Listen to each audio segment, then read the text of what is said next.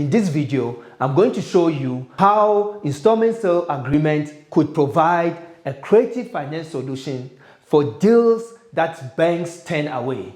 So, what's an installment sale agreement? Installment sale agreement is an agreement between a seller and the purchaser where the parties agree to purchase price of a property to be paid to the seller in more than 2 installments over a period exceeding 1 year but limited to 5 years. In other words, let's assume that you are purchasing a property for 100,000 rand and you have put down a 20% down payment of 20,000 rand. But with an installment sale, as a buyer, instead of traditionally going to a bank to finance the deal, the seller is going to carry the paper back. That means the seller will act as the bank. You might be saying, "Get out of here, Ekow. Why would the seller finance his own property?" Well, the seller might be having liquidity constraints and is looking for urgent help in order not to dent his or her credit credentials. Or 2, the seller would be doing that for tax benefits because the seller can defer taxes on any gain when he or she sells the property and can also defer taxes on any portion of the purchase price that isn't received in cash. If any of the above is true, then all the seller has to do is to ensure that the buyer can afford the monthly installments. Generally, the seller assessment is far more flexible than the banks. Mostly, you as a buyer don't have to have a good credit record. You only have to demonstrate your affordability, prove that you are a trustworthy person, and your word is all that you have to be in the game. How this works is, once the buyer and the seller have agreed on price and terms, they appoint attorneys to draft an installment sale agreement. The buyer and the seller will sign the agreement. The buyer pays a deposit to the attorney's trust account. The attorneys will then lodge the contract at the deeds office, which is then recorded against the title deed of the property. This offers enormous protection to both parties. The seller, however, remains on the title deed of the property until it has fully been paid off by the buyer.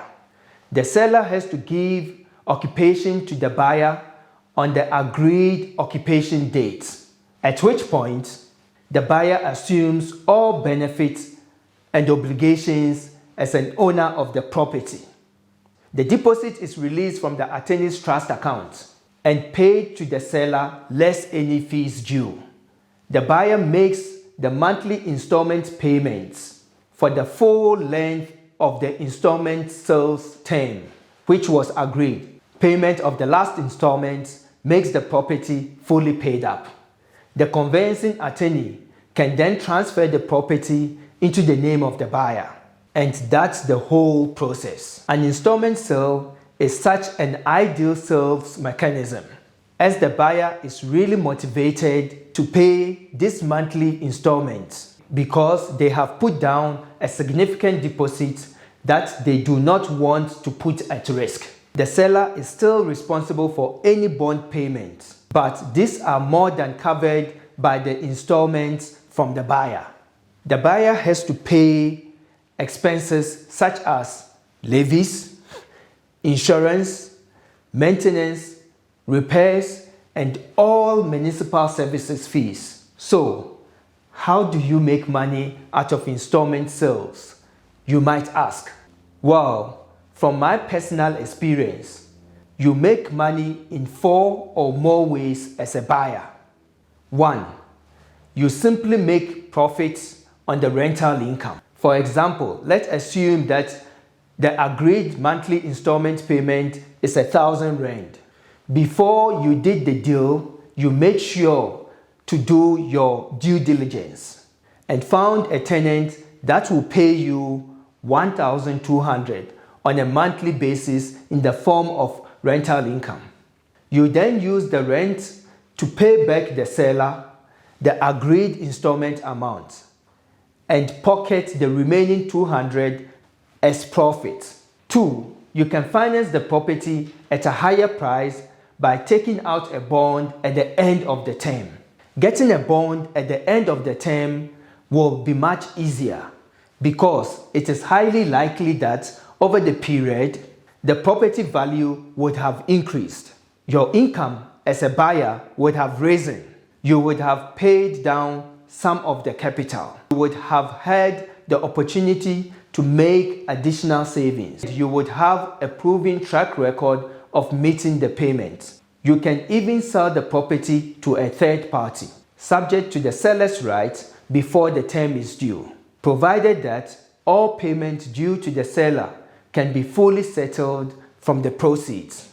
If you buy a depreciable property from a seller on the installment method, you can take depreciation deductions without having paid for the property beyond giving the seller an installment note debt. Installment sales are done all over the world. You just need to find the applicable laws in your respective countries